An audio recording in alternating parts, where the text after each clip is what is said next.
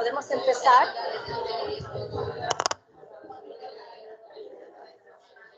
Buen día, buenos días a todas, a todos y a todes.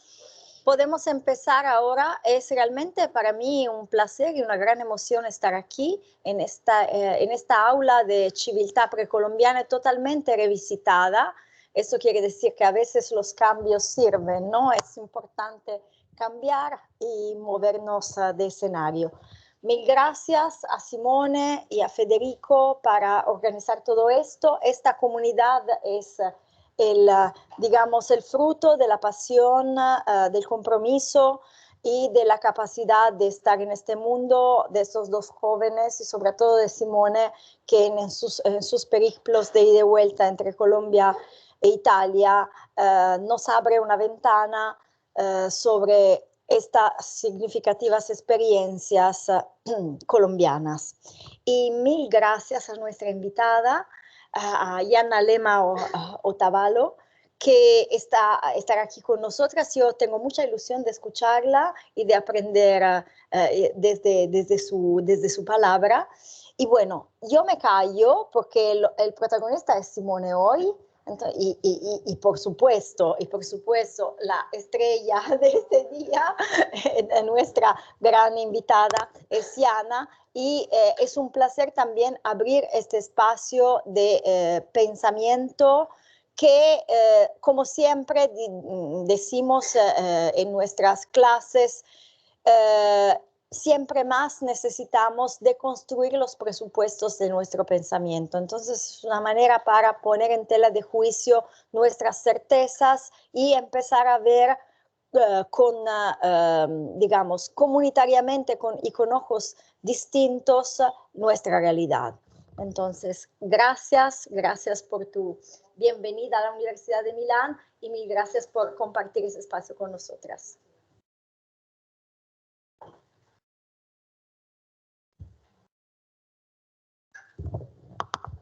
Buenos días a todas y a todos. Muchas gracias a la profesora Laura Scarabelli, que nos está apoyando mucho en la construcción de todos estos proyectos que intentan ampliar nuestras perspectivas sobre América Latina. Y gracias a todos los que han venido, los estudiantes y las estudiantes del curso de Civiltà Precolombiana, que son la mayoría, pero también a todas las personas que se apuntaron, profesores, estudiantes apasionados que se apuntaron al evento. Ayer en el curso, en la segunda clase de nuestro curso de Civiltà Precolombiana, nos acercamos un poco, muy aproximadamente, porque son las primeras clases, al tema de las literaturas indígenas, las literaturas en lenguas indígenas, las literaturas bilingües, y tuvimos la oportunidad de leer algunos poemas de Yana Lema Otavalo, que es la escritora quichua Otavalo, que nos acompaña hoy desde el norte de Ecuador. Me gustaría darles un pequeño panorama también para las personas que no están muy familiarizadas todavía con este ambiente, para después dejar la palabra a Yana y también escuchar sus poemas. También me gustaría agradecer a mi colega Paula Mancosu, la profesora Paula Mancosu, que también se ocupa de estos temas, de estas áreas, y que más tarde dialogará desde su perspectiva, la de la autotraducción desde las lenguas indígenas a la lengua española en la literatura, con Yana. Entonces, en el curso hemos empezado a hablar de toda una serie de contranarrativas o contrahistorias que desde lo andino, desde el espacio andino, un espacio muy relevante en el contexto latinoamericano, tanto geográficamente como culturalmente, nos ofrecen este espacio como para pensar de forma contrahegemónica, si queremos, el continente. En este contexto, sin duda, aparte de estudiar los procesos, consideramos muy importante también un espacio o unos espacios de escucha de algunas de las voces de intelectuales, artistas, escritoras, escritores, que desde sus territorios, desde los territorios indígenas como desde los territorios afrodescendientes, que profundizarán quienes estudiantes de civiltà precolombiana en el segundo módulo con mi colega Federico Cantoni, proponen otras formas de pensar al continente. ¿Por qué consideramos tan importantes estas voces? Ante todo porque, en mi opinión, en la opinión de todas las personas que nos estamos acercando de formas distintas al mundo literario indígena, sin duda el pensamiento indígena hoy no es un pensamiento que quiera aislarse. Es un pensamiento que busca interlocutores, es un pensamiento que nos sirve a las personas que miramos a estos procesos desde afuera para pensar temas universales, más que nunca en esta época de conflictos sociales, pero también conflictos ambientales. El pensamiento indígena y sus producciones culturales literarias nos ofrecen claves fundamentales para repensar el presente. En este contexto, una prueba, una demostración de esta búsqueda de interculturalidad, de contacto, viene de la literatura. ¿Por qué? Porque, como sabemos, las tradiciones culturales andinas, como de otros espacios de América Latina indígena, se basan en la transmisión oral, en la escritura no alfabética, como el tejido, los petroglifos, la escritura en diálogo con el territorio. Hace unas décadas, y con más contundencia a partir de los años 90 del siglo pasado, muchos escritores y escritoras indígenas se han apropiado del espacio de la escritura alfabética, incluyendo la literatura, y de la escritura alfabética en lenguas indígenas como un proceso de resistencia que hace parte de un proyecto más grande, un proyecto mayor que tiene que ver con el reconocimiento y la dignificación cultural de lo indígena frente a la colonialidad que nos dejó en herencia el colonialismo, es decir, al pensamiento, como definiría Walter Mignolo, el pensamiento de la colonialidad, las estructuras lógico-culturales a partir de las cuales pensamos y tenemos prejuicios sobre el mundo cultural indígena como si fuera algo inferior digamos, a las formas de la cultura europea. Y para combatir este proceso de la colonialidad en el marco de un proceso, como les decía, cultural, pero también político, que reunió organizaciones indígenas, pensadores indígenas, escritoras, escritores indígenas, muchas veces, como es el caso de Yana, quien es escritor es también un activista político, hace parte de organizaciones indígenas. En este proceso, la literatura ha sido otro espacio de resistencia y no es simplemente un espacio de reproducción de las culturas tradicionales, sino es también un espacio de repensamiento, de replanteamiento. Estas literaturas a veces son definidas literaturas sapienciales porque transmiten en otro código un saber que tradicionalmente había estado asociado a la oralidad. Sin embargo, hay que considerar todo un amplio sector de esta literatura que también se desmarca parcialmente de la simple descripción referencial de los saberes propios, intentando también dialogar con ellos, cuestionarlos en algunos casos y ofrecer otras lecturas desde la literatura de la trayectoria cultural, de las trayectorias culturales comunitarias. En este recorrido, como les decía, este recorrido toma vitalidad en los años 90 más que todo, con escritores de distintos lados de la América Latina, escritores indígenas como Elikura Chihuahilaf en Chile, Mapuche, Freddy Chicangana, Hugo Jamioy en Colombia, Humberto Cabal en Guatemala, entre los muchísimos. Y sin duda a esta generación pertenece también Yana Lema Otavalo, que es nuestra invitada de hoy, que quisiera presentarles con un poco de detalle porque su trayectoria es de verdad asombrosa por las tantas cosas que hizo en tantos sectores culturales distintos.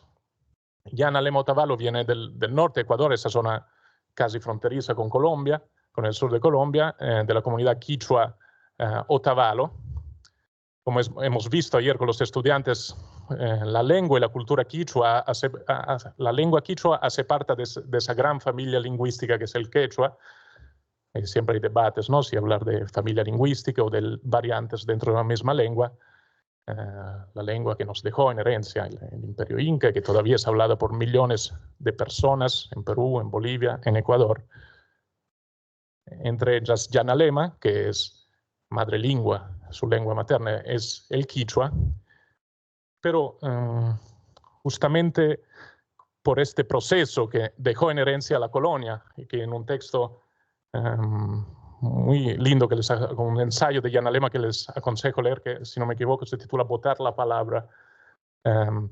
Yanalema habla de la colonia que rebajó la autoestima lingüística de los pueblos indígenas. Entonces, por un lado, siempre hubo cierta vergüenza en usarla en espacios públicos, por otro, por políticas tanto estatales como, diría, eclesiásticas. Siempre se tuvo, digamos, históricamente estas lenguas han sido prohibidas, no han sido enseñadas en las escuelas, por lo cual Yanalema aprendió a escribir en lengua quichua ya en la universidad, o sea, es decir, aún siendo su lengua materna, su primera lengua, entró al mundo de la escritura alfabética quichua ya mayor. Estamos entonces en las periferias septentrionales, ¿no?, del mundo andino quechua, quichua. Quichua justamente es la variedad de esta familia lingüística que se habla más que todo en Ecuador. Aparte de eso, de dedicarse a la literatura, con extraordinario éxito, ganó un premio para un cuento, para su recolección de cuentos infantiles Chasca, titulado Chasca, que les aconsejo, y 2 poemarios. Hablaremos de los 2 hoy, en particular del último, poemarios bilingüe, quichua-español. El último se titula Tengo hambre de tu boca, y la traducción al quichua, perdón, es el volumen, es Campa Shimita Yarcachini. Este es el volumen. Por cierto, al final del encuentro Yana tendrá unas copias para quien querrá llevarse y comprar algunas. Decía, aparte de la importante producción literaria, Yanalema también ha sido una importante activista cultural y política en el CONAIE, la principal organización indígena de Ecuador. También ha sido presentadora de televisión durante varios años en la red de Ecuador TV, y también docente, traductora, mediadora cultural entre estos 2 mundos, digamos, lingüísticos. Por cierto, en este momento, a propósito de su actividad de traducción, en este momento Yanalema se encontraba hasta esta mañana que la traímos aquí en Suiza, porque ganó un premio, una beca de traducción para poder traducir al quichua por primera vez El Principito, un libro bastante canónico, sobre todo en esas prácticas de traducción, y que por primera vez será traducido, y está siendo traducido por Yanalema al quichua.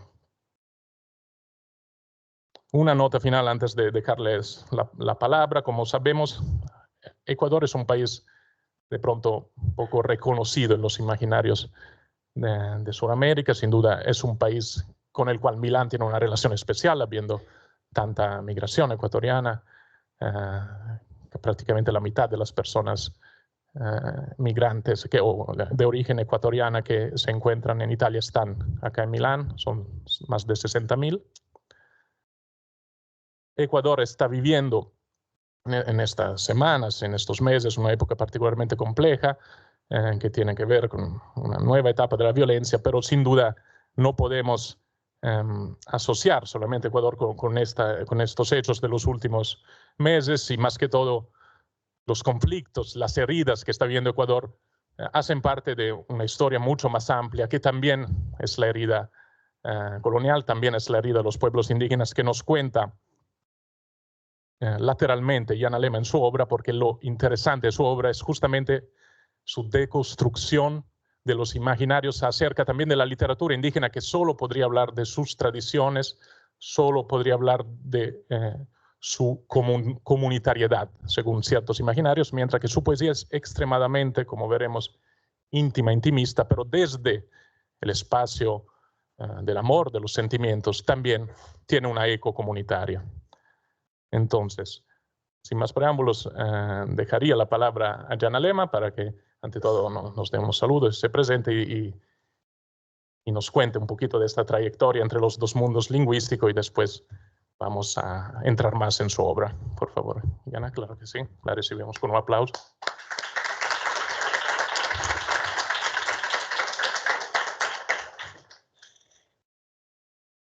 Buongiorno. Me han enseñado a saludar. ¿Cómo están? Bueno, me presento. Mi nombre es Jana Lucila Lema. Jana es mi nombre quichua, que quiere decir amada, estimada. Yo soy del pueblo quichua Otavalo, del norte del Ecuador, como decía Simone, y escribo poesía desde cuando estaba en el colegio, o sea, en la secundaria.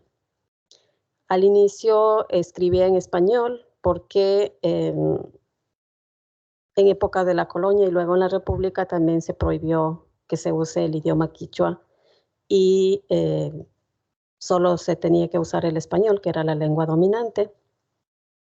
Por lo tanto, nuestros abuelos y nuestros padres transmitían oralmente el idioma y también la palabra, la sabiduría, en todo aspecto ritual, festivo, de medicina tradicional y todo. Entonces, digamos que para los escritores en lenguas indígenas, el camino para poder ser escritor o poeta es un poco diferente al camino que tendría cualquier otro escritor. Entonces, personalmente yo, sí es mi lengua materna, empecé a hablar en el quichua justamente en mi casa, pero luego estudié en la universidad quichua, por suerte en la Universidad Central del Ecuador daban quichua, inglés, francés, italiano, entonces yo decidí coger quichua porque no sabía leer y escribir. Entonces, desde ahí empecé a escribir en quichua. Y también trabajé en las organizaciones indígenas y ese cruce un poco con la literatura y el activismo social, digamos, con el movimiento indígena, fue muy importante porque empecé a escribir en los periódicos comunitarios, empecé a hacer cuñas radiales para las comunidades indígenas sobre diferentes aspectos. Y también trabajé en la televisión porque mi profesión es de periodismo, soy periodista. Y conjugando todo eso, pues lo que más ha sobresalido en mi vida, lo que más me gusta hacer es escribir. Y en esa práctica he estado. Entonces, desde cuando inició el colegio, inicié la secundaria hasta el año 2018, en que salió este libro que se llama Tamiawan Shamojopani, que quiere decir con la lluvia estoy viniendo. Esta edición recoge esos 20 años de escritura. Entonces es un texto un poco así, no tiene un hilo conductor, más bien son poemas independientes que he trabajado por mucho tiempo y este es el primer poemario mío que publiqué. Pero antes había hecho algunas antologías poéticas de escritores en lenguas indígenas justamente por mi trabajo de gestión cultural, porque he organizado festivales de poesía en lenguas indígenas en Ecuador, de lenguas ecuatorianas, y de ahí han nacido 3 antologías poéticas de escritores y escritoras indígenas ecuatorianos, no solo quichua, sino también de otras nacionalidades. Después, como decía Simone, Campa Shimita Yerhachini sale en el 2020. Y después yo tengo una iniciativa que se llama Biblioraloteca Muyu, que es una biblioteca especializada en literatura en lenguas indígenas. Y ahí hacemos talleres, hacemos círculos de lectura y también hacemos capacitación para mujeres en torno al tema de la literatura y la poesía indígena. Así que de un taller que hicimos en el mes de octubre en el 2021 salió este libro que es una memoria de esos talleres y se llama Warmi Shimi. Warmi quiere decir mujer y Shimi quiere decir palabra. Entonces es palabra de mujer, porque era un taller de escritura creativa solo para mujeres. Eso les podría contar y bueno, no sé, voy a leer algunos poemas o no sé qué más podría. Después quizás podemos conversar un poco más para conocer. Entonces voy a leer unos 3 poemas de este primer libro y como yo escribo en quichua y hago autotraducción, yo misma me hago la traducción, porque ha sido un mecanismo para poder hacer esto que estamos haciendo aquí, que es que ustedes no saben quichua, pero puedo compartirles mi palabra a través del español. Entonces, este es el poema 10 de este libro. Entonces dice, Puntaka manaishta apoconata rixirkanchichu. Quilla mamayami huyaya punyaya karka. Paipasuni akchakunawan takarishpa inti taitapa kimirirka. Chaymi inti taitaka lluqshimurka, pata pugrukunata yalishpa, guaylla pambakunata, hatun uchilla wiwakunatapas viñachirka.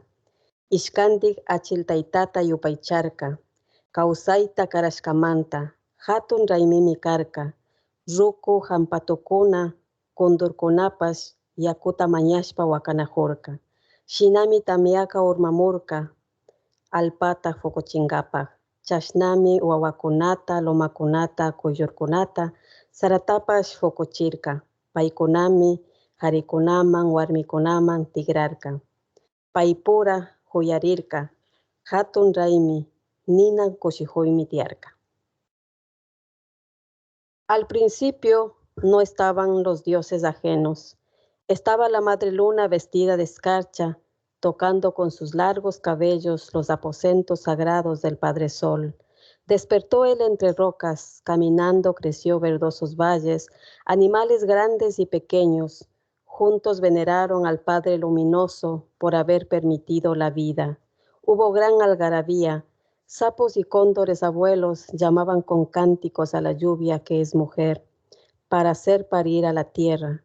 Vinieron entonces los hijos, que eran las montañas, las estrellas, el maíz, y de ellos nacieron los hombres, las mujeres, y entre ellos hubo amores, hubo fiesta y alegría.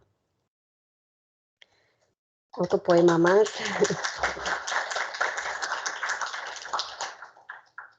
Sí, un poema para la madre.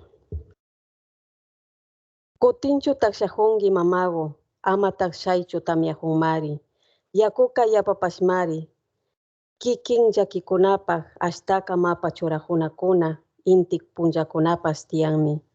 Ama ashtawan churajunakunata hakujuychu, ama takshana rumita hakujuychu, ama kambaj makikunata churichichu, mana kambaj yakikunaka, saki churajunakunallami.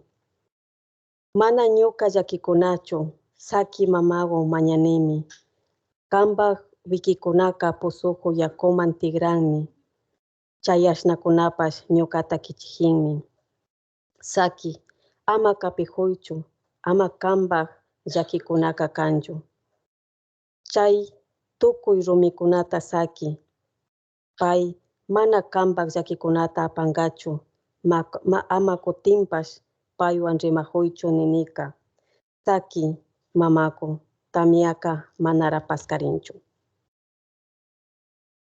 Está lloviendo otra vez, madrecita. No la ves ahora que está lloviendo, que para agua ya hay mucha y para tus penas hay bastante ropa sucia y días sin lluvia. No refriegues más ropa ahora, deja de frotar esa piedra que no son tus penas. No lastimes más tus manos, deja que solo son trapos sucios, no mi castigo. Deja, madrecita, te pido, que tu llanto se hace agua espumosa y hay un olor opresivo que me acosa. Deja, no exprimas más que no son tus penas, abandona esa piedra desgastada que no guardará tus quejas. No le hables más, deja, madrecita, que la lluvia aún no se ha ido. Y una última de esta. Dice, Tukuyami kanchik, kanchigra, kaymi kanchik, mamatapas charichirkami, taytatapas charinchirkami. Paykunami ñukanchik umapi sisa yakuta, sumak tulpu sisakunata churarka, ali kawsayta charichun nishpa. Paykunami llullu urpikunapaq, millay pumakunapaq, may illapakunapaq, kuyllurkunapaq shutikunawan shutichirka. Ñukanchik shutikunaka, shuk urkukunapi, shuk rumikunapi, shuk puyukunapi, mana chingarina shimikunami kan. Shinami wawakunaman nishka nin Otavalo kuraka taytaka. Todo fuimos, todos somos, aún esto somos. Tuvimos madre, tuvimos padre. Ellos pusieron sobre nuestras cabezas agua de flores, flores de colores maravillosos como bienvenida. Ellos nos nombraron con nombres de dulces aves, de feroces pumas, de terribles rayos, de lejana estrella. Nuestros nombres están en cada montaña, en cada piedra, en cada arroyo. Nuestros nombres son palabras para no irnos jamás, dicen que dijo Tayta Otavalo a los niños. Ay, hasta ahí. Bueno, Otavalo es mi apellido, pero también es el nombre de un curaca, de un jefe comunitario en Otavalo. Entonces, por eso justamente ese lugar, ese cantón se llama Otavalo. Ajá. Y bueno, les cuento que Tamiawan Shamujupani y los textos que están aquí eran a propósito de, porque en ese tiempo estaba mucho en el movimiento indígena, en la CONAIE, en la Confederación de Nacionalidades Indígenas del Ecuador. Entonces, el tema propio de esta etapa, digamos, de este poemario es justamente la lucha del pueblo indígena, no solo políticamente por el reconocimiento de los derechos colectivos a la lengua, al territorio, a la salud, sino también a acceder a estos espacios que antes para nosotros fueron prohibidos, que fueron no accesibles, justamente que es este tema del espacio de la literatura y de la palabra. Pero ¿qué hicimos nosotros para entrar a este espacio? Que ustedes saben que literatura es solamente, si vamos a los diccionarios, dice que es un lenguaje estéticamente trabajado, que habla de cosas bellas y hermosas y sobre los sentimientos humanos, ¿no es cierto? Entonces nosotros como pueblos indígenas, como pueblos quichuas, decíamos cómo entra nuestra literatura en ese concepto de literatura. Y vimos que no entraba porque toda la mitología, toda la sabiduría que nos contaban nuestros abuelos venía de la palabra, de este lenguaje oral. Y eso no era considerado literatura. Entonces, lo primero que nos tocó es como de construir el concepto de literatura y repensar qué podíamos llamar nosotros como literatura. Y ahí nacen algunos conceptos como el de la oralitura o el de la arte oral, en el que hablamos más en el Ecuador. Y justamente en ese momento es donde yo necesito y quiero y tengo urgencia de escribir lo que mis papás me contaban. Entonces, por eso, por ejemplo, el primer poema que habla sobre la creación del mundo, nosotros tenemos, cada cultura tiene su mitología, su mito poética sobre la creación del mundo, y yo quise hacer como lo que nuestros padres nos habían contado de cómo antes el mundo no estaba dividido en tierra y en cielo, sino que era todo junto, y nos contaban muchas historias mitológicas como esas, hablar sobre cómo fue para nosotros la creación del mundo o del mundo quichua. Del otro lado, el poema Deja Madrecita, que habla sobre esta relación con el trabajo de lavar la ropa, ¿no es cierto? Es también porque mis padres son migrantes, migraron de mi comunidad a la ciudad de Quito, que es la capital, y ahí ellos hicieron todo tipo de trabajo para poder sobrevivir, y dentro de eso mi mamá lavaba ropa, ropa ajena para poder mantenernos, la familia, los hijos y todo. Pero ese espacio para mí era a veces muy doloroso porque a veces llovía y mi mamá tenía que entregar la ropa lavada y ella lavaba en la lluvia. Y yo siempre le decía, mami, ya, no lave, está lloviendo. Y mi mamá no, creo que le gustaba lavar en la lluvia. Pero bueno, era más también por necesidad, ¿no? Entonces, esa vivencia también está ahí presente en mi poesía. Y el tercer poema que les leí es justamente porque mi mamá es de apellido Otavalo y Otavalo es sí, ciertamente ancestralmente el nombre de un cacique, de un personaje importante, gobernador justamente de mi comunidad. Y los elementos como las piedras, la tierra, los animales sagrados como el cóndor, como el puma, siempre están en nuestra mitología. Y mi papá, que era contador de cuentos, de mitologías, y mi mamá era interpretadora de sueños. Entonces, ellos me han dado todos estos elementos culturales, mito-poéticos, como nosotros les decimos, para poder recrear y repensar esta palabra antigua y ponerla en los libros.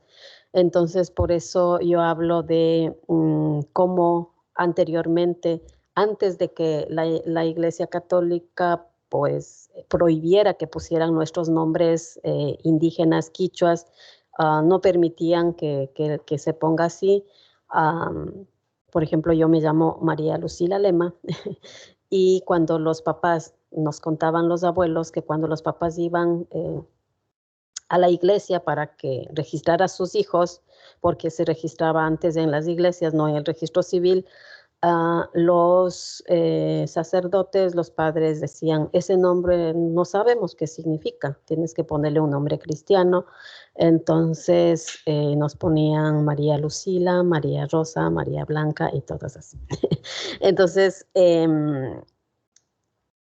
esa también fue como la historia de cómo digo, ¿no? O sea, nuestros nombres están en las montañas, en las piedras, en los ríos, porque justamente en esa relación con la naturaleza nos ponían los nombres anteriormente, después en la época histórica de la colonia y de la república, ustedes saben, a los inicios no es permitido, ahora ya se permite poner nombres quichuas. Esa también ha sido una lucha por los derechos colectivos que hemos tenido. Entonces, como un asunto reivindicativo, retomamos nuestros nombres quichuas a pesar de que no son legales. Entonces, eso. Y creo que la poesía en general que yo hago va, como decía Simone, ¿no? No es solo poesía porque me gusta escribir bonito o quiero sacar todo lo que tengo adentro, sino también es una cosa colectiva porque mi experiencia de vida, tanto con personal como colectivamente, pues ha sido en medio de toda esta problemática social, de los prejuicios sociales, del racismo, además mujeres, ¿no es cierto? También hay otra lucha adicional a hacer quichua, en mi caso. Y por eso también he pensado después en este segundo poemario individual que se llama Tengo hambre de tu boca en español y que, bueno, les cuento un poco mi historia de por qué la idea de hacer este libro. Bueno, primero estaba enamorada, obviamente, pero el contexto social más amplio es que siempre en los recitales, en conversatorios como este, decían, usted escribe, me han preguntado, usted escribe de las montañas, usted escribe del río, usted escribe como de cosas románticas, así en relación con la naturaleza. ¿Por qué escribe esto? Entonces las preguntas iban en torno a eso.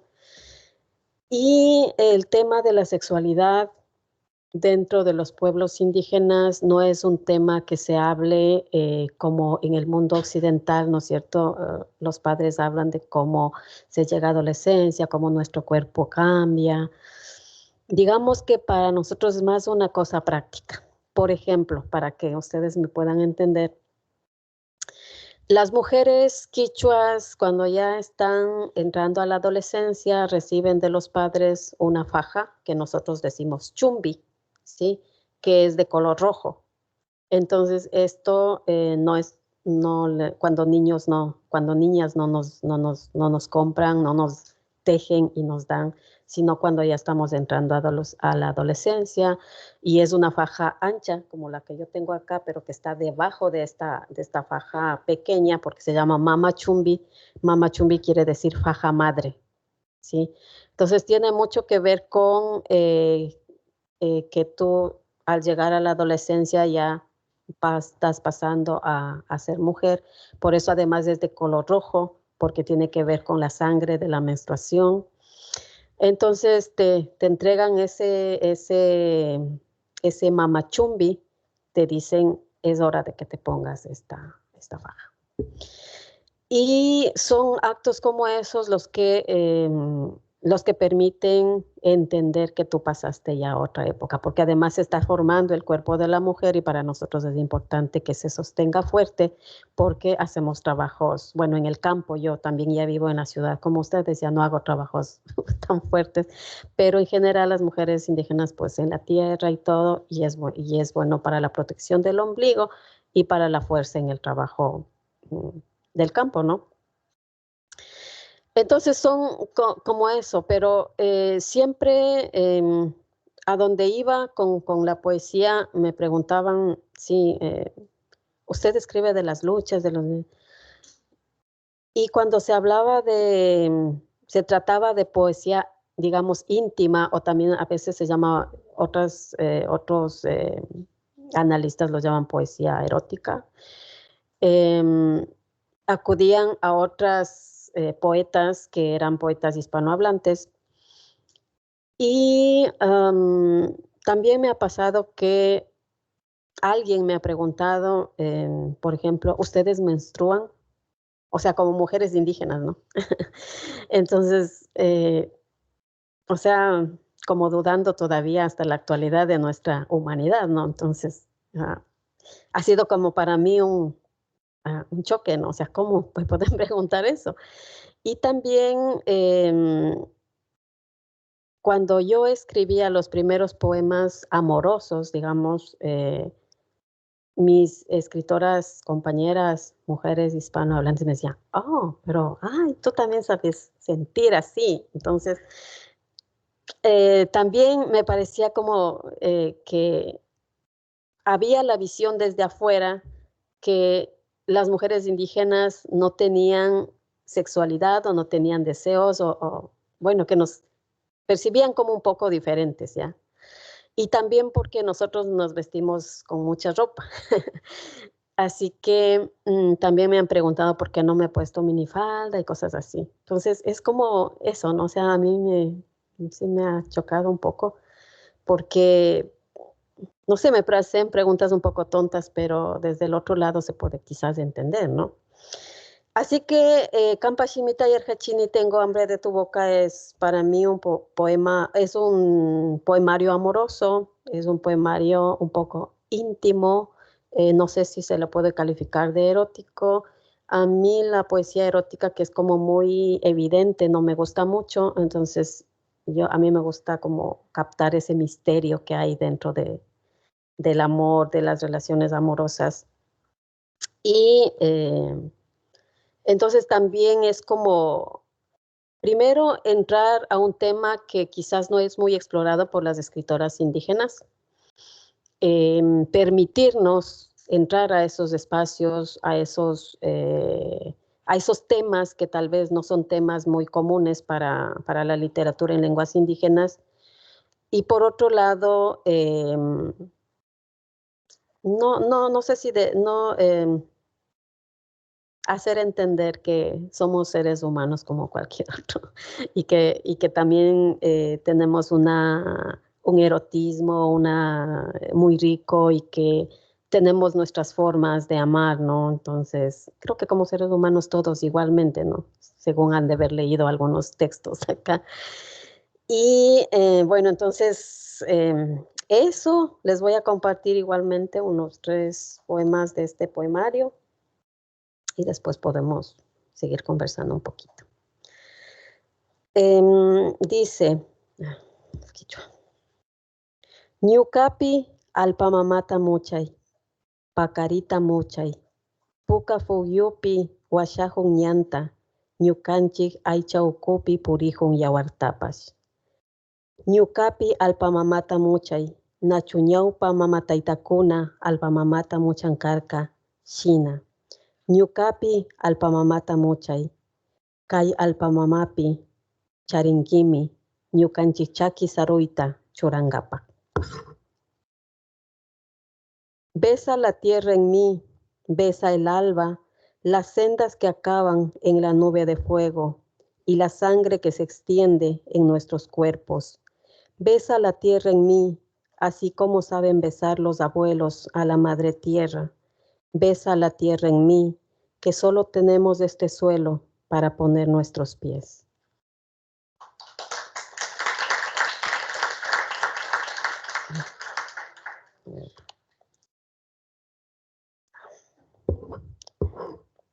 Pipash kambajaychata takarikpika, takaringapak munakpika.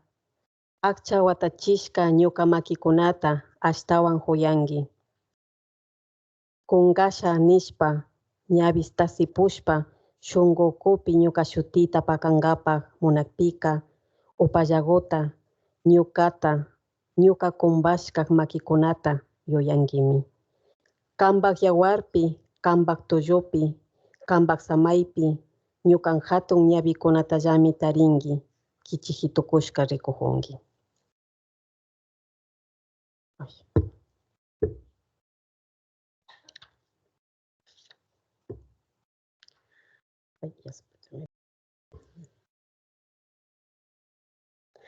Si alguien más quisiera tocar tus cabellos, más y más amarás mis manos atando tus cabellos. Y cuando cierres los ojos para olvidarme y escondas dentro tuyo mi nombre, y en silencio pidas olvidarme, en tu sangre, en tus huesos, en tus latidos, hallarás mis ojos grandes, estarás perdido.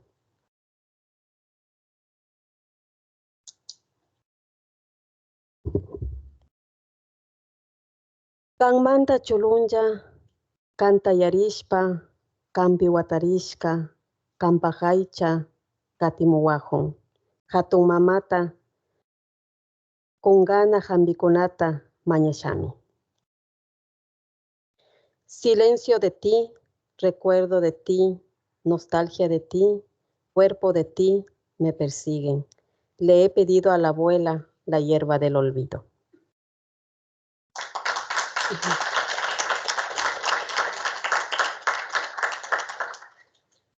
Bueno, entonces les hablaré un poquito de estos poemas. Los 3 poemas, Besa la tierra en mí.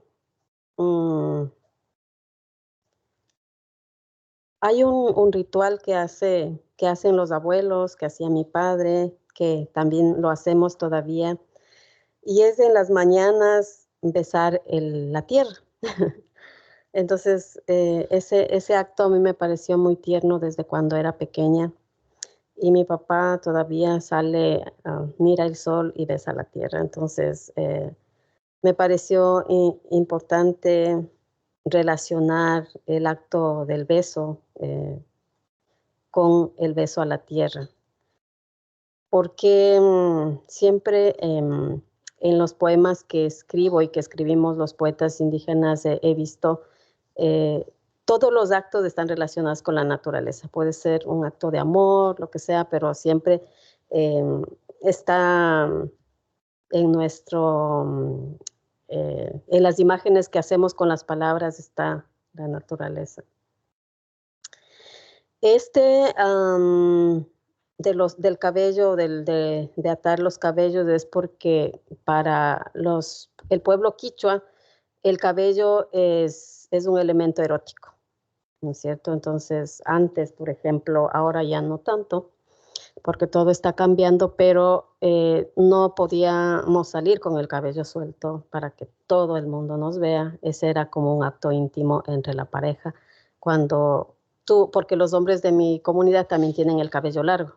Entonces, la mujer le peina el cabello al hombre y le hace la trenza, y igual el hombre le mueve el cabello a la mujer. Es un acto erótico, amoroso, cariñoso. Así. Entonces, por eso en nuestra comunidad, hay otras comunidades que llevan el pelo suelto, pero en nuestra comunidad es importante que el cabello esté atado al público. Y íntimamente sí, el cabello suelto. Y, ¿qué más? El otro. Voy a leerles otro poema de este libro. Wañuhuk totata huyashami, ñukapa kilkashka lichishka librota huyashami. Ñukata huyashkatapash huyashami. Ñukapa yurakchakunata rikungi, kambawasipi tiajuq punchalla kindita rikungi, rukubaulpi tiajuq rumikunatapash rikungi. Kampaka ñawi hunday illashami, kampak shunkukupi watarishka kashpapash. Amaré la agonía de la noche, el libro guardado que escribiste para mí, el amor que hiciste para mí. Cuida mis cabellos blancos, cuida el colibrí transparente que vive en tu casa. Cuida la piedra sagrada que descansa en el baúl antiguo. Llena tus ojos de mi ausencia, aunque en tu pecho quede yo atada.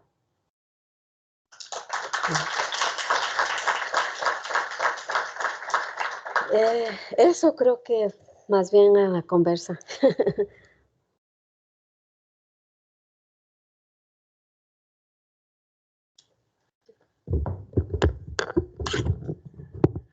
Bueno, ante todo, muchas gracias, Yana, por compartir algunas de tus lecturas, de tus poemas. Ayer leímos también otro de tus poemas, el 7, si no me equivoco, y los estudiantes quedaron con unas dudas que después, al final, de pronto preguntaremos. Muy impactante lo que cuentas en términos de la relación entre, digamos así, la inspiración en la tradición y el camino hacia la literatura. Me pareció muy interesante y algo que quizás podrías contar con un poco más de detalle, la inspiración, digamos, paterna y materna en términos de los relatos orales del padre por un lado y la lectura de los sueños de la... Sí. Definiste a tu mamá como una interpretadora de sueños y sabemos que en el contexto andino el sueño no es separado, digamos así, ontológicamente de la realidad, no hace parte de la misma forma de la realidad como lo hace en la vida, digamos así, despierta. Y en este marco, no sé si quisieras compartirnos algo más sobre este arte y sobre cómo lo llevaste, o si lo llevaste de alguna forma a tu literatura. Sí, bueno, no tengo aquí, pero tengo un poema que se llama Interpretadora de Sueños, que mi mamá interpretaba sueños. Cuando mi mamá y mi papá se casaron, migraron a la ciudad de Quito, y en ese tiempo habían muchas empleadas domésticas que trabajan en las casas que eran indígenas y que vivían en Quito. Y conocían a mi mamá, entonces ellas venían a contarles sus sueños para que mi mamá les interpretara qué significaba el sueño. Y recuerdo siempre que mi mamá les decía, de acuerdo al sueño que tenían, bueno, o tienes que tener cuidado con esto o algo sobre esto puede pasar. Entonces, eso me pareció muy bonito de mi mami. Y además porque en las mañanas en mi casa, en las mañanas a las 5:30 de la mañana, que nos despertábamos 5 de la mañana, lo primero que hacíamos era contar los sueños que habíamos tenido en la noche a mi papá, a mi mamá, a mis hermanos, mis hermanas. Y entonces era un momento como ritual muy importante porque era el momento de contar sobre lo que nos estaba pasando, pero además de que nuestros padres nos digan, sí, nos den consejos, ¿no? Y generalmente esto se hacía alrededor del fogón, que es la tulpa para nosotros. Y después, cuando ya migramos a la ciudad, no teníamos tulpa, pero nos sentábamos ahí en la salita y conversábamos. Entonces, habían ciertos animales, el agua, elementos de la naturaleza que tenían un determinado significado, y a través de eso también nos hablaban de la sabiduría antigua, de la palabra antigua y de la memoria oral, de los abuelos y las abuelas, que también a ellos les habían enseñado. Y mi papá nos contaba historias como, por ejemplo, digamos, les voy a contar una. En mi pueblo está justo al pie de un volcán que se llama Volcán Imbabura. Entonces, dice la historia que en tiempos ancestrales, el padre de todas las montañas, que era Pachacama para nosotros, había convocado a todos los cerros de por ahí para darles la herencia, porque ya estaba muy viejo y pensaba que se iba a morir. Entonces hay como 4 volcanes importantes, pero el más importante es el Imbabura. Entonces está 2 volcanes mujeres que se llama Cayambe, que se llama Cotacachi. Está el Imbabura, que es un volcán hombre, y está Mojanda, que también es un volcán hombre. Entonces les llamó a todos a las 6 de la mañana para darles la herencia, porque él ya pensaba que se iba a morir. Y llegó la Cotacachi, primerita, ¿no? Puntual a las 6 de la mañana. Después llegó Mojanda también para recibir su herencia, y el Taita, el Pachacama, les iba dando la herencia hasta que ya eran las 6:30 y el volcán Imbabura no llegaba. Entonces dice que dijo, voy a esperar un momento y si no ya me voy, se queda sin nada. Entonces ahí llegaba ya el Imbabura así, todo campante, pero estaba atrasado. En ese momento ya el Dios del universo había entregado la herencia a todos. La volcán Cotacachi tiene bastante nieve, ¿cierto? Entonces, porque a ella le dio agua, le dio bastante agua. Al Mojanda le dio bastante tierra, es un volcán bien negro, que es de una tierra bien negra. Entonces es un volcán que tiene muchas lagunitas que son muy hermosas. Y después la Cayambe también tiene bastante agua, bastante paja. Y después del Imbabura casi ya no tenía, porque ya todo había repartido. Entonces solo tenía un poco de piedra. Le dio eso porque llegó atrasado y no le castigó. Entonces es el volcán que es de piedra y no tiene agua y no tiene hielo. Sí tiene una laguna, pero bueno, esa es otra historia mitológica. Entonces esa es la historia del Imbabura, porque el Imbabura es de piedra y no tiene hielo, no tiene agua arriba. Entonces historias como esa nos contaba mi papá, y sabía muchas historias. Por ejemplo, sabían historias del arco iris. El arco iris para nosotros es también una deidad, digamos, y era un personaje humano, porque en las mitologías, ¿no? De las culturas, siempre los animales están muy relacionados, se transforman en seres humanos y después se transforman en plantas y después se transforman, porque a la final son la misma energía de la vida. Entonces nos contaba de todo, del puma, del río que tenemos ahí al lado de la comunidad.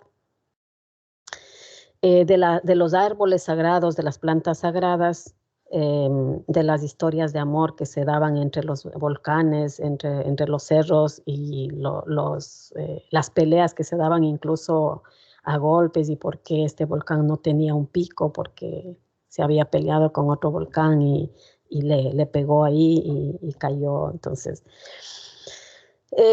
eso para mí fue como un detonante, porque a través de esas historias y de esa sabiduría que tenían ellos, a mí me nació la inquietud de cómo yo podía contar esas historias a otras personas, a otros niños, y desde ahí también nació como mi interés por la escritura. Así que digamos que aparte de toda esta historia mitológica que quizás a otras culturas les puede parecer un poco románticas o irreales, justamente a través de esta mitología eran las enseñanzas de los padres hacia los hijos sobre no mentir, sobre ser solidarios, sobre participar comunitariamente, sobre todo, ¿no? Incluso sobre la sexualidad, como les he contado. Así que creo que justo las características que tiene esta literatura en lenguas indígenas de cualquier pueblo indígena es justamente eso, ¿no? El querer contar lo que no hemos podido contar históricamente por determinadas circunstancias históricas, culturales, políticas, económicas, a través de la literatura. Entonces, para nosotros la literatura se ha transformado como en este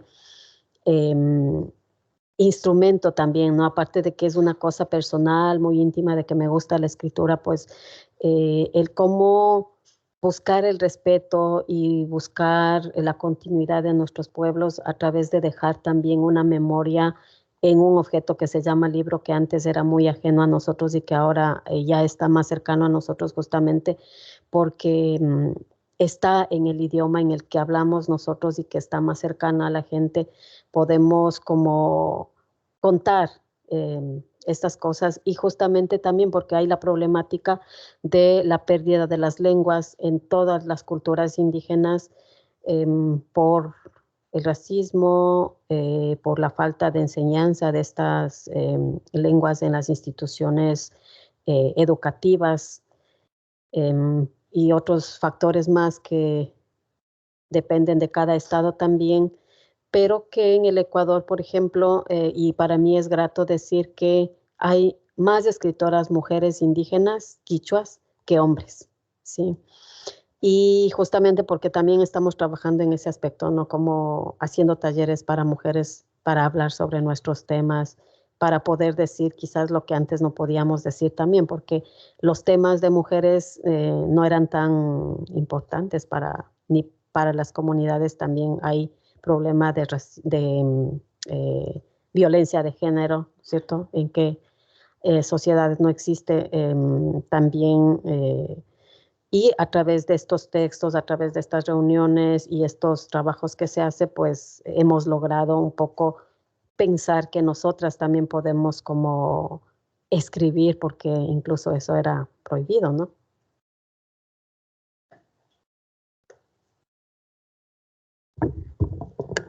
Claro, y acerca de eso, como adelantabas un poco antes, Yana Lema tiene esta estructura que es básicamente convirtió su casa en una gran biblioteca, una biblioteca oral en su tierra, que tuve la suerte de visitar el año pasado, que ha definido biblioraloteca. Y este espacio, además de recolectar libros, textos literarios, académicos, ensayísticos sobre América Latina, en particular con un enfoque en los Andes, también tiene toda una serie de operaciones para revitalizar todas las culturas orales del territorio, pero también para, digamos, de alguna forma abrirle espacio, sobre todo a las mujeres del territorio, a la literatura, etc.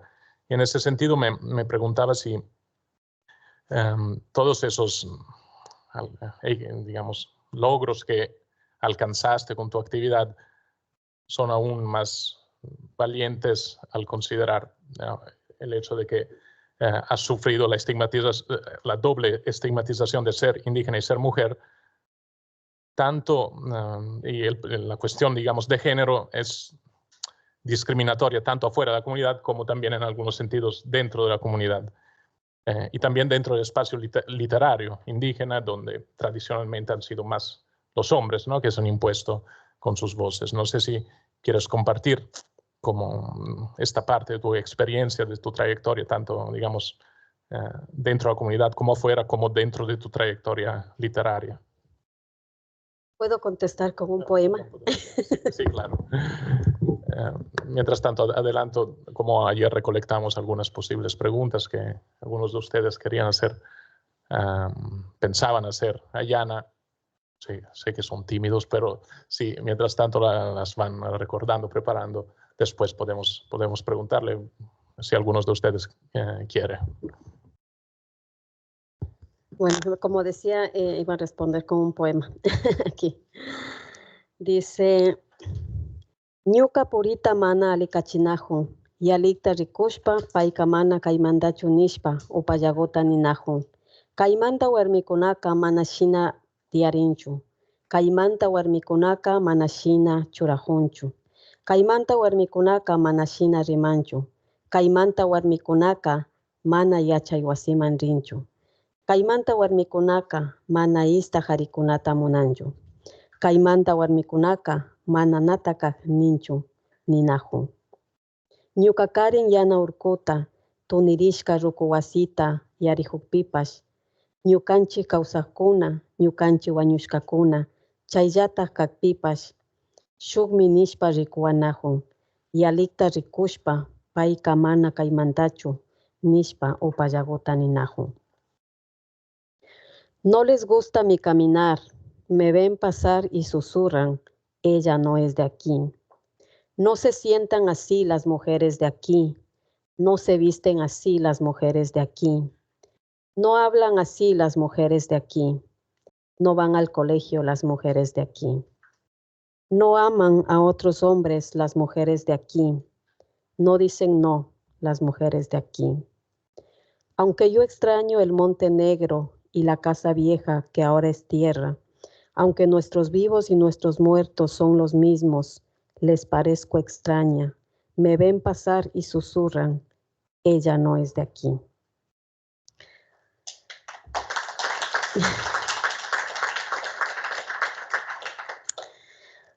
Este poema tiene dos caminos o dos realidades.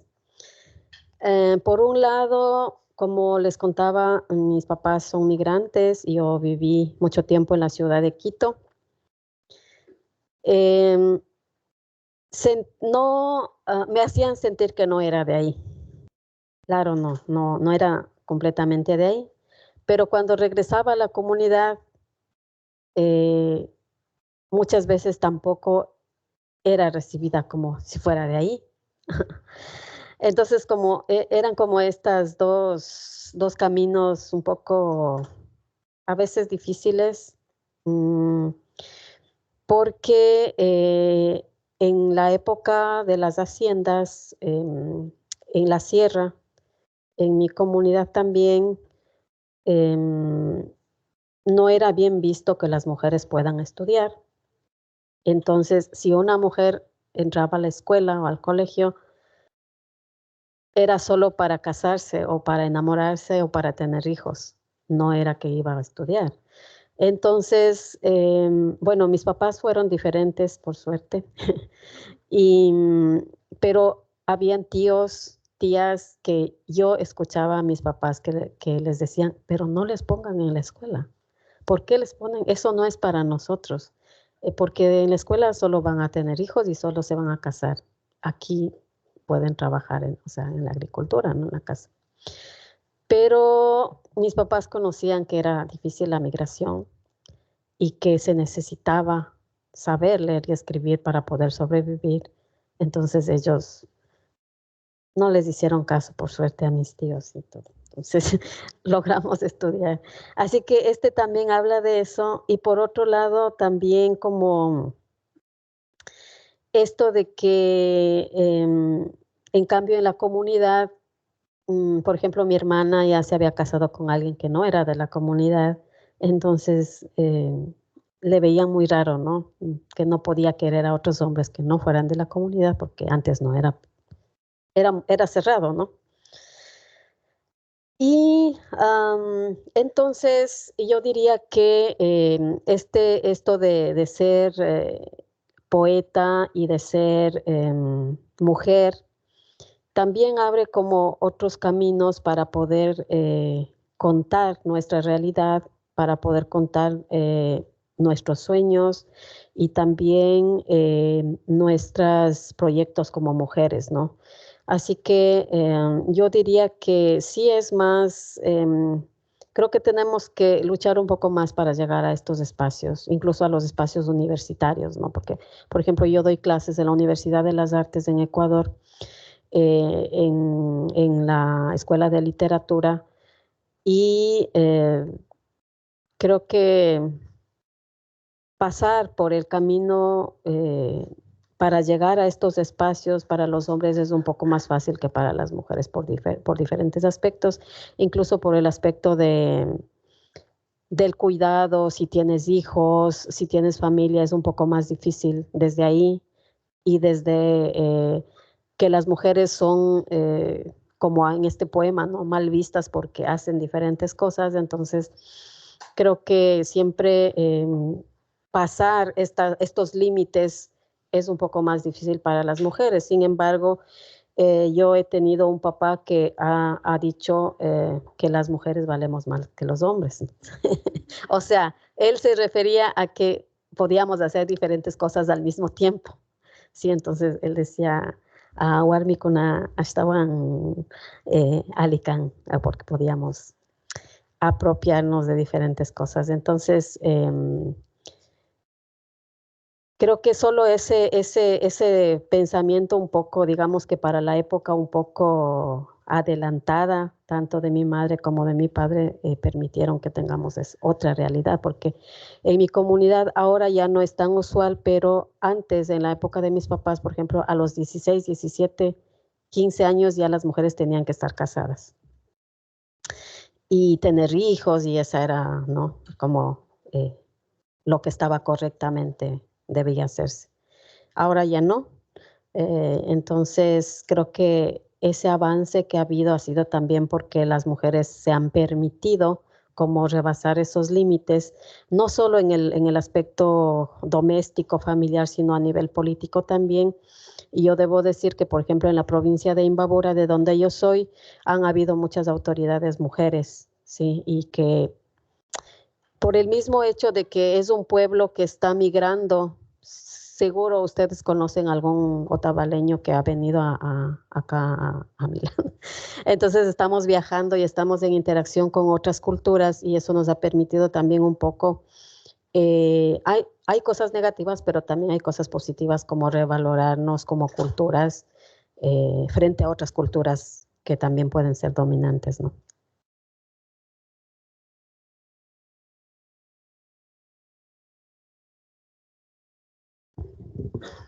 Gracias, Diana. No sé si alguien o de los estudiantes o de las más personas invitadas quiera compartir una pregunta. Entiendo que mucha gente están tímidos, pero aquí en primera fila está María Jimena.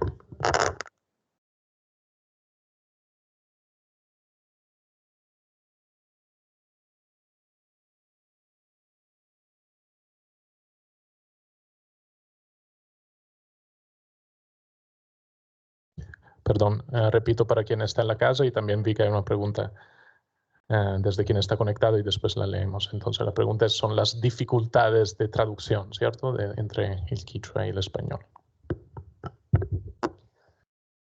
Bueno, primero decirles que la traducción es para nosotros un puente que nos ha permitido la interculturalidad. Eso es bastante en la realidad de nuestros pueblos.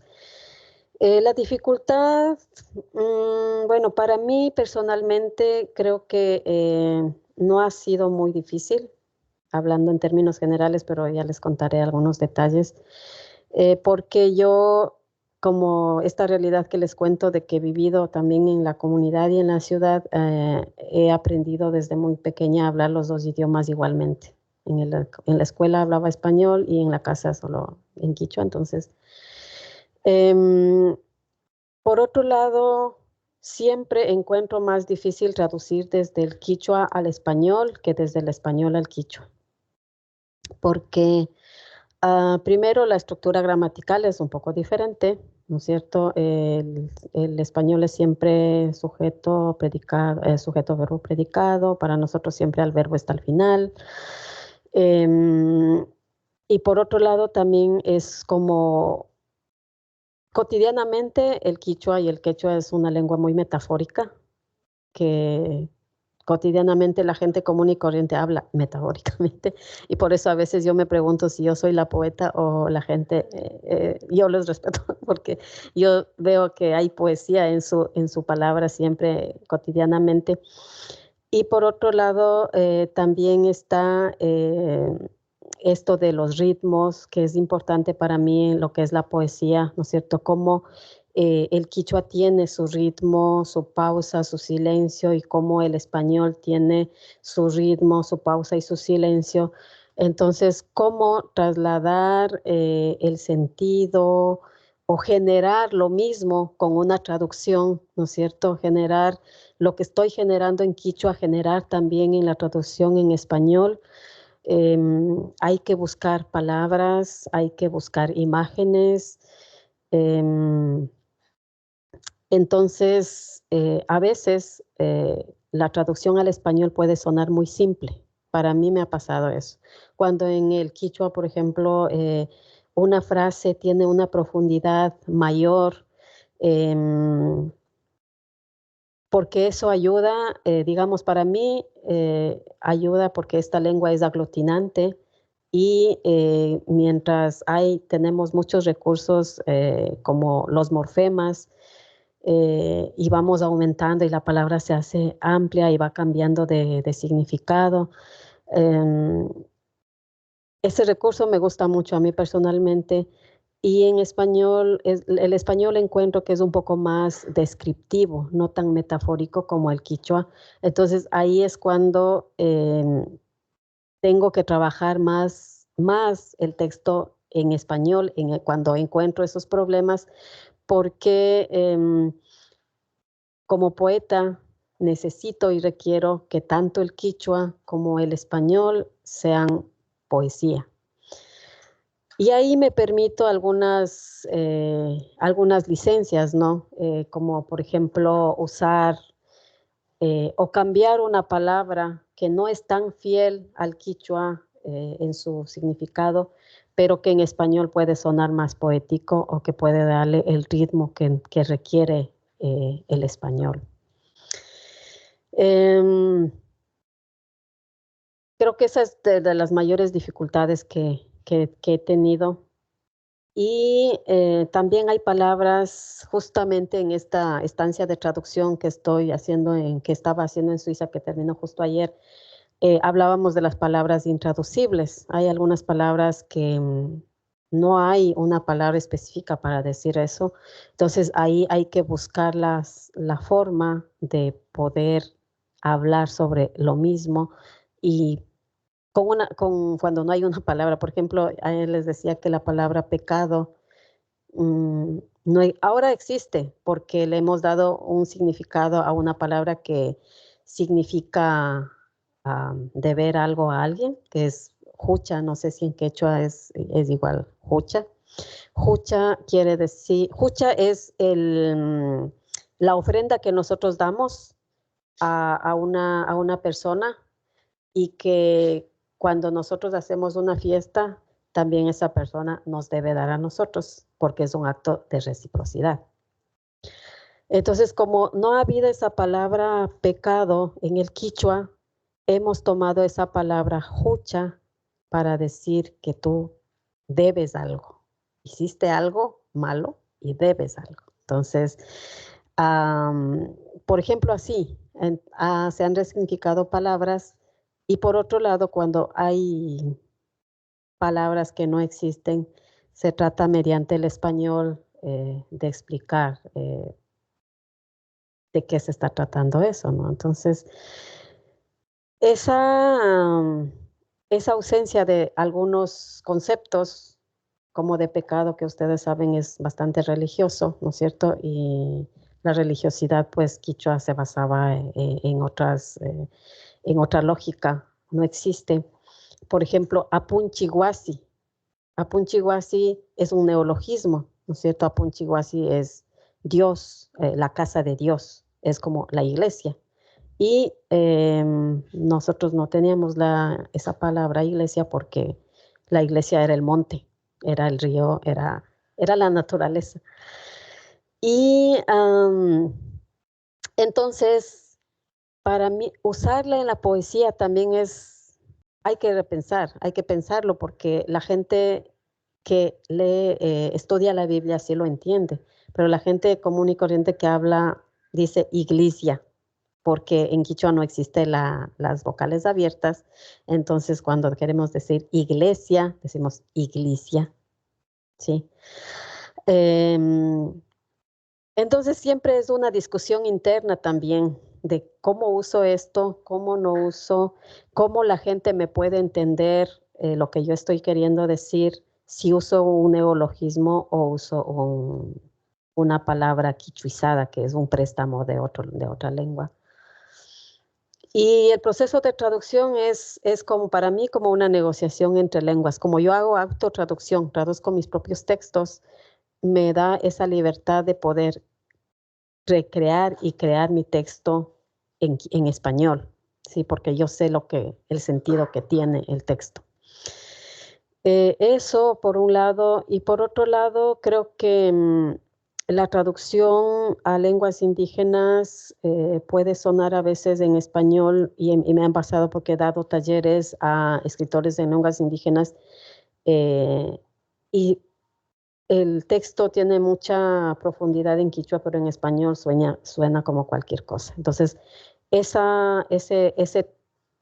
puente hay que hacerlo bien y ese trabajo sí es un poco minucioso y tiene que ver con las características simbólicas, lingüísticas, de sentido, incluso de la cosmovisión y de las culturas diferentes, ¿no?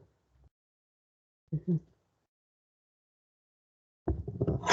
Solo una nota per gli studenti del corso: sta circolando il foglio per segnare i nomi e non segnate la mail. Magari chi non fa parte del corso vuole segnare la mail, la segni, però così circola anche più in fretta. Arriverà davanti, partito da dietro.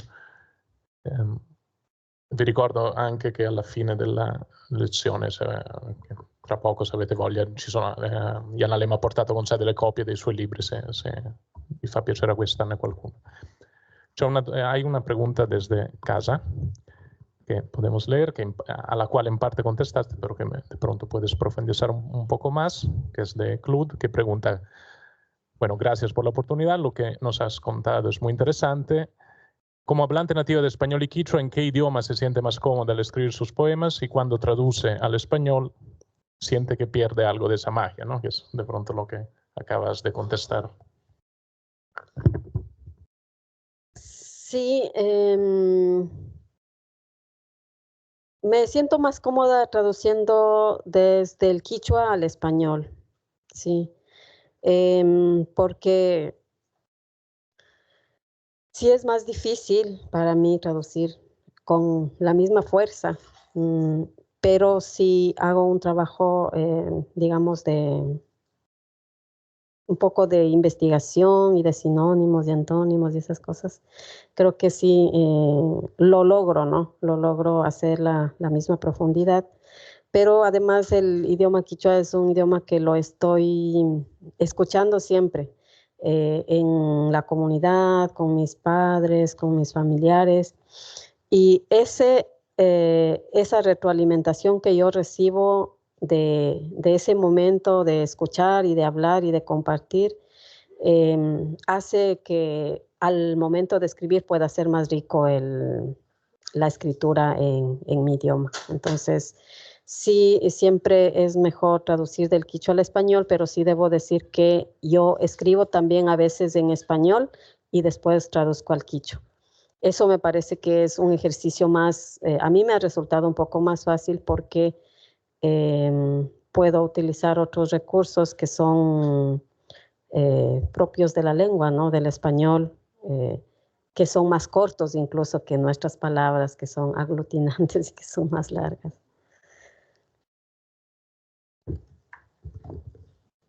Gracias. Yana, no sé si haya más preguntas, comentarios, curiosidades. ¿Sí? ¿Una?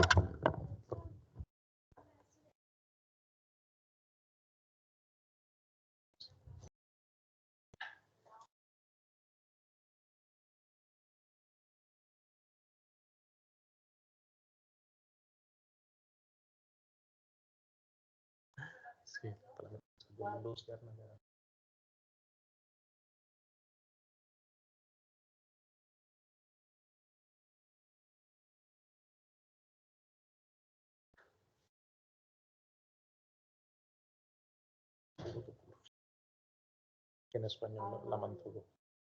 Si quieres leerlo de pronto. Ya, a ver, ajá. Para la casa. La pregunta es, repito para quien está en la casa, acerca del poema que leímos ayer, el número 7 de Tengo hambre de tu boca, que ahora nos lees, es breve para recordarlo. Yana, ¿por qué en la traducción al español mantuvo esta última expresión final en lengua quichua, ¿no? Dice, Muskuipi, ñaupa mama taytakuna villachirka, shina joyaita riksina kashkanchi, shina taririnata charirkanchi, shina kawsarinata wañunatapash, shina shayarinata nitijarinata. Ñuka kan illa, kan ñuka illa, ninakuru tukuru. Bueno, entonces en español dice, en sueños los mayores nos avisaron de conocer el amor así, de sabernos y perdernos así, de vivirnos y morirnos así, de levantarnos, de echarnos abajo así, yo sin vos, tú sin mí, ni nakuru tukuru. Bueno, la palabra ninajuru quiere decir luciérnaga. Luciérnaga es... para nosotros en el campo de donde yo soy hay muchas luciérnagas y jugamos a atraparlas. Y es digamos que es muy lúdico. Y por otro lado, tucur no es una palabra quichua, es una palabra maya. Entonces también pensé en este libro, me imagino que leyeron algún poema sobre los dioses indígenas. En este libro hablo de Pachacamac, hablo de Arutam, que es un dios de otro pueblo indígena que es Shuar, hablo de Quetzalcóatl, que es el dios náhuatl, bueno, y de otros dioses. Entonces, lo que pretendía también con este texto, así como el amor es universal, ¿no es cierto? Que no importa si eres de esta cultura o de otra, si el amor puede vivirse en esa interculturalidad. Pensaba que en la literatura indígena no había este tipo de interrelación en la literatura. Cada pueblo no usaba palabras en otros idiomas indígenas, así como por ejemplo en el inglés o en el español se utilizan palabras en inglés, palabras en italiano. Entonces me pareció como muy rico introducir esta palabra que es del idioma maya, que además es una historia de amor intercultural. Entonces, tukur quiere decir lechuza. Búho.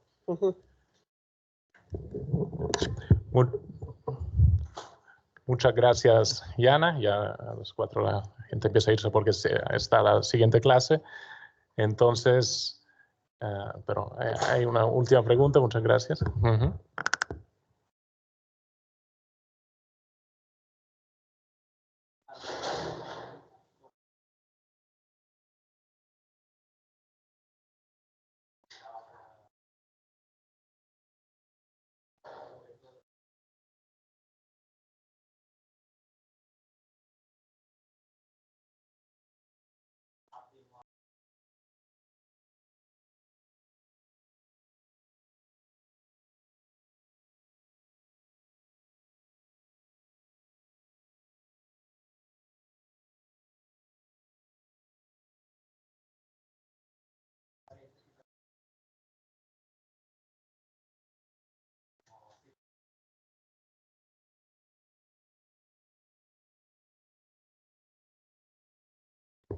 En el 2008 se reconoció el Estado ecuatoriano como un Estado plurinacional, intercultural, multilingüe. También en esa época se creó el Ministerio de Cultura, porque no había el Ministerio de Cultura, ahora se llama Ministerio de las Culturas recientemente.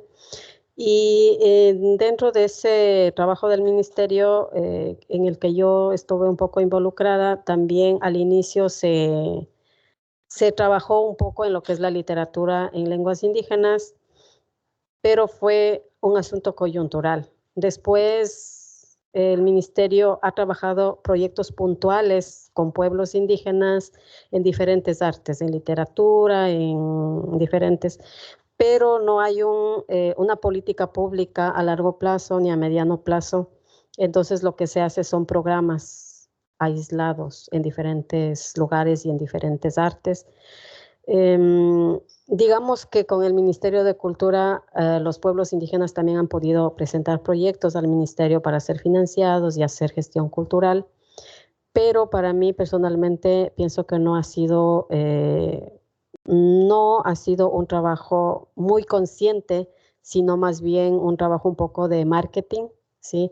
Para decir que somos interculturales, incluyentes y todo eso. Y lo que se ha hecho como literatura en lenguas indígenas, al menos en el Ecuador, ha sido más bien generado por los propios gestores culturales quichuas de los pueblos indígenas. Dentro de eso, el pueblo quichua, porque sí está en la ley, hay una ley de culturas también que habla sobre esto de que todos los pueblos indígenas también tienen derecho y acceso a todos los proyectos de gestión cultural, pero no es políticamente como muy conscientemente, sino más bien como un favor que hacen a los pueblos indígenas y no como un derecho. Entonces, todavía frente a eso se está luchando. Ahora, en cuanto al Ministerio de Cultura, hay un instituto que fomenta la literatura, el cine, y dentro de eso yo estuve trabajando un tiempo ahí e hicimos un programa de becas para escritores en lenguas indígenas, y de ahí han salido una generación, digamos, importante de jóvenes que están ahora escribiendo, que esperamos que sigan escribiendo todavía, y que, o sea, son cosas puntuales. No podría decir que son política pública a largo plazo. Esperemos que en algún momento sí lo sea. Muchas gracias, Yana Lema.